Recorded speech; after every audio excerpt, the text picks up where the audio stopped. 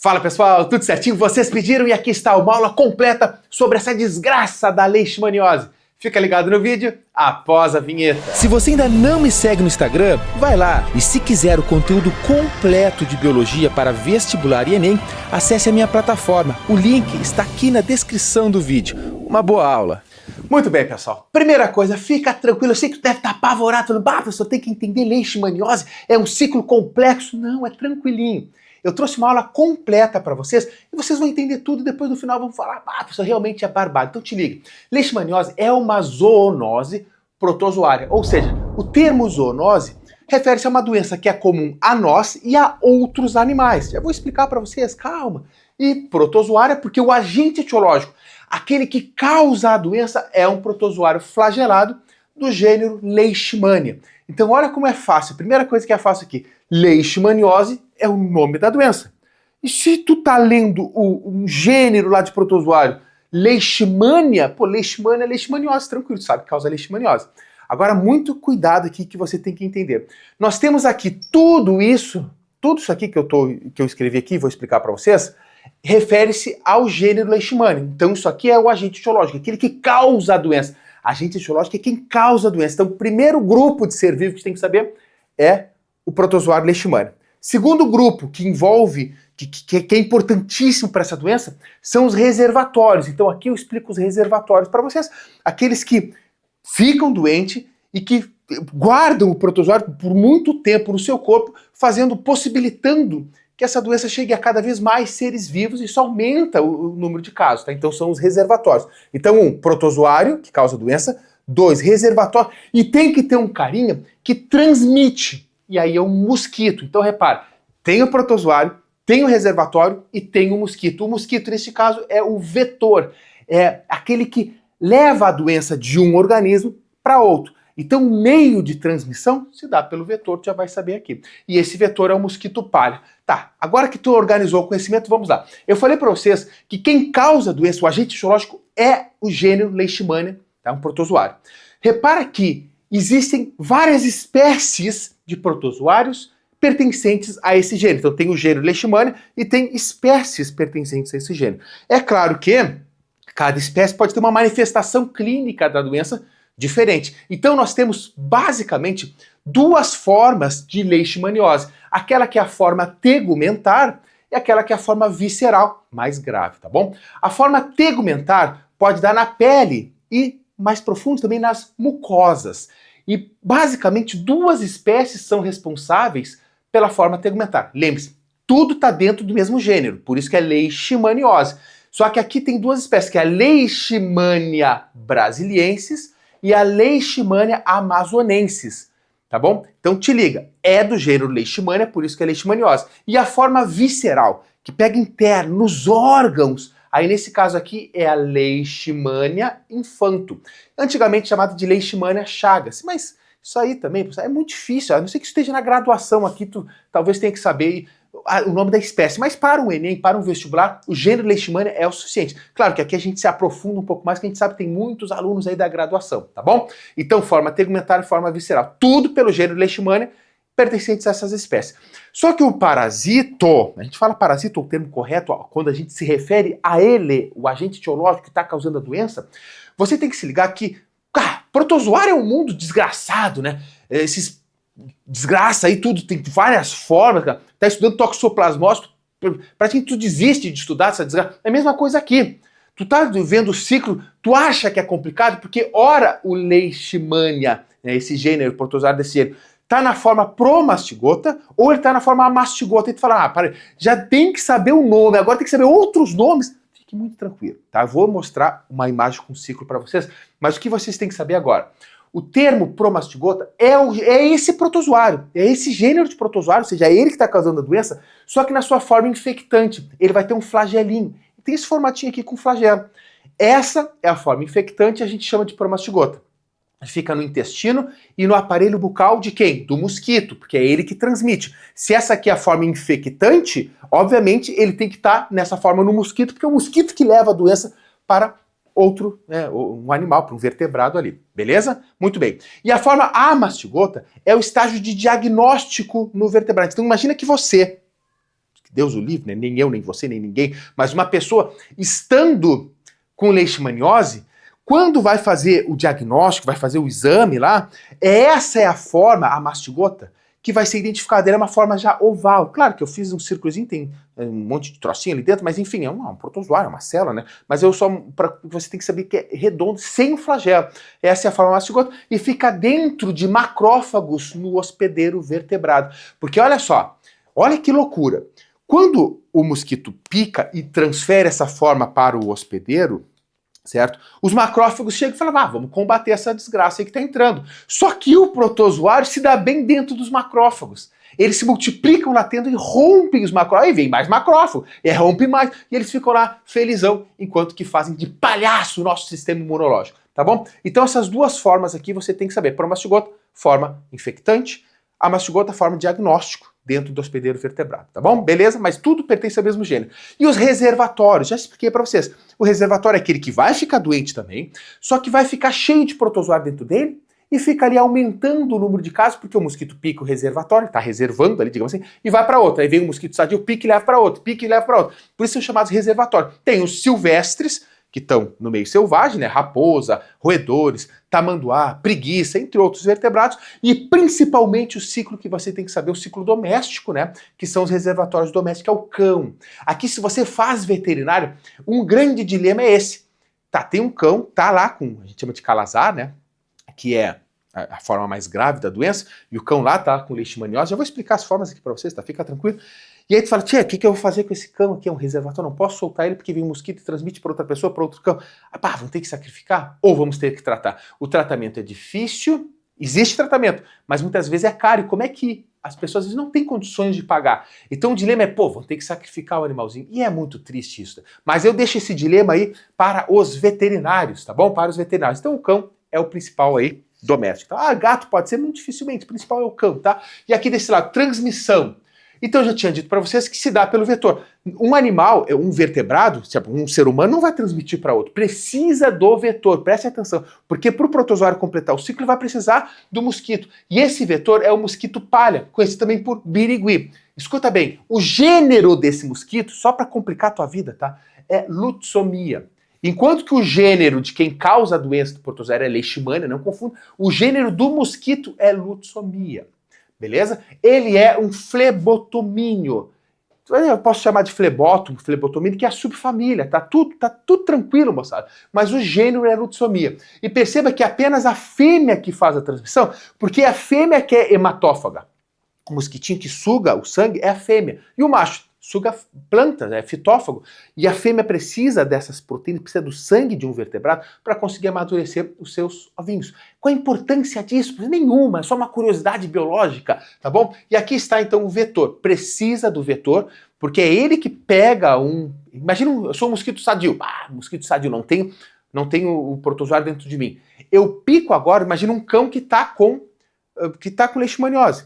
Piquei ele. Agora o mosquito vai pegar essa parte, né? Pegou essa parte dentro dos macrófagos e tudo mais, e agora dentro do mosquito vai se transformar nessa forma aqui. Eu já vou mostrar o ciclo para vocês. E o que vai acontecer? Agora esse mosquito sadio vai para uma outra pessoa, um outro animal, né? Enfim, sadio, e transfere isso para essa pessoa completando o ciclo, e assim segue.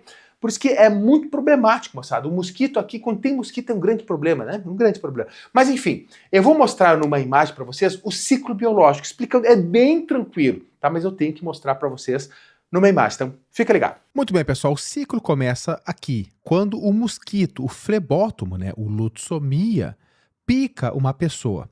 Repara que este mosquito aqui tem que estar infectado com a forma promastigota do Leishmania, beleza? Então ele picou a pessoa aqui, transferiu via aparelho bucal para a pessoa. Aqui na pele da pessoa, esses promastigotas serão fagocitados por macrófagos, são células de defesa, né?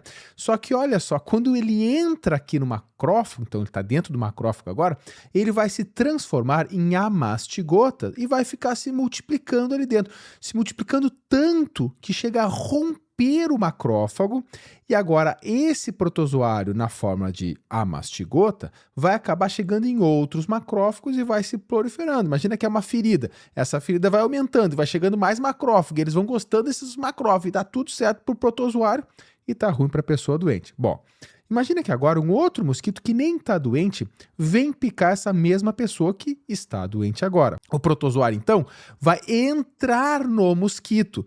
Em que forma? Na forma de amastigota. E aqui no mosquito ele vai se transformar em promastigota e vai ficar se multiplicando e migrando tanto no intestino, né, quanto também migrando para o aparelho bucal para infectar uma nova pessoa.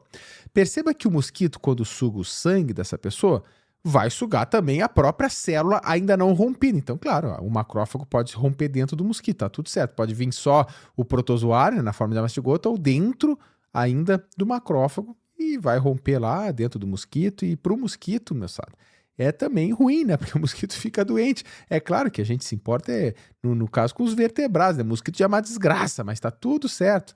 Então o ciclo não é complicado. Repara, o que você tem que saber? Estágio infectante, que está aqui na forma de promastigota, que entra no ser humano a partir da picada do mosquito do gênero Lutzomia. E tem a forma de diagnóstica, que é essa forma aqui, que ele está na forma de amastigota, que obviamente vai estar no vertebrado, tá? No homem aqui, em nós no caso, tá bom? Isso que você tem que saber. Então, transmite pela picada do mosquito promastigota e dentro do ser humano, a forma de amastigota é a forma de diagnóstico. E essa é a forma que depois vai entrar no mosquito, num novo mosquito, para que dê sequência ao novo ciclo. Então, perceba que não é difícil. Olha só, tudo que está em vermelho aqui nesse lado é o que está acontecendo dentro do mosquito. Tudo que está em azul é o que está acontecendo dentro do hospedeiro vertebrado, nós no caso, tá bom?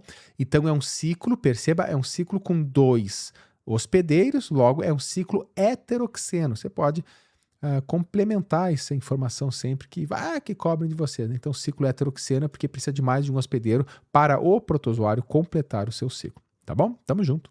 Seguimos. Ok, agora vamos aos sintomas clássicos, né? Primeiro, a leishmaniose tegumentar.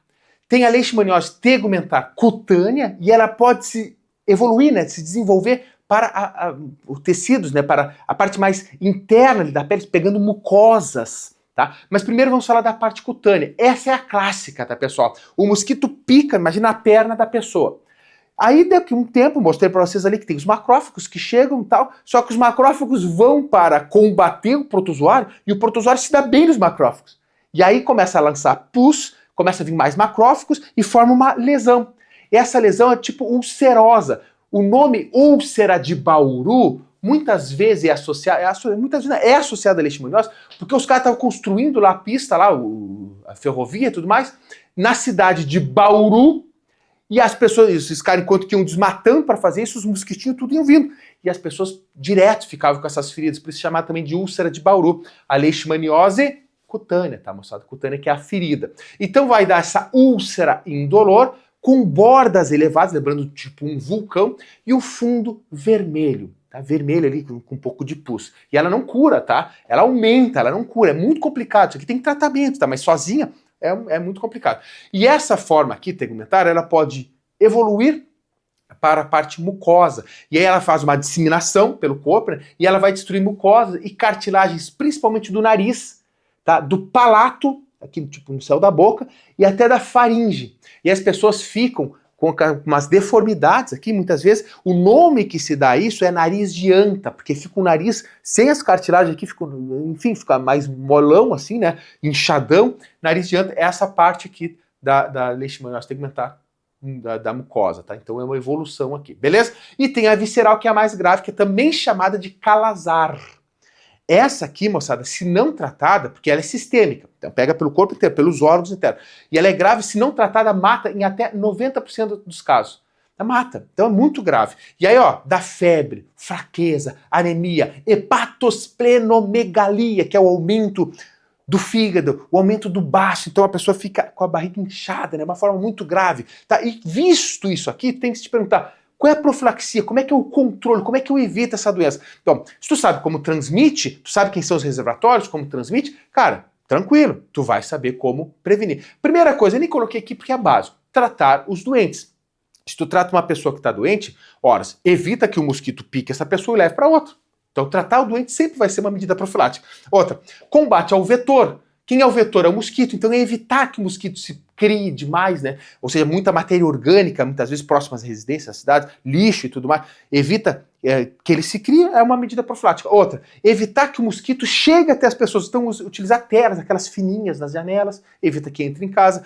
Pode usar repelentes, inseticidas.